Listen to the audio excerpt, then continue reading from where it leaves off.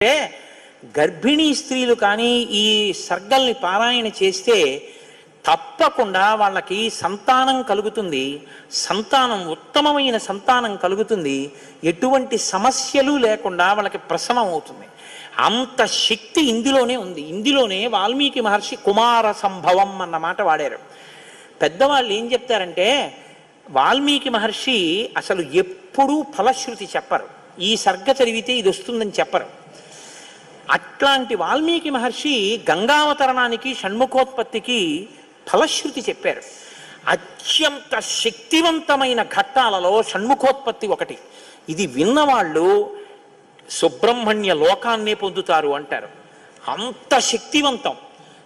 ఇందులో కుమార సంభవం అన్న మాట వాల్మీకి మహర్షి వాడారు. దీన్నే కాళిదాస్ గారు తీసుకున్నారు. తీసుకుని కుమార సంభవం అన్న గ్రంథాన్ని ఆయన ఆ పేరుతోనే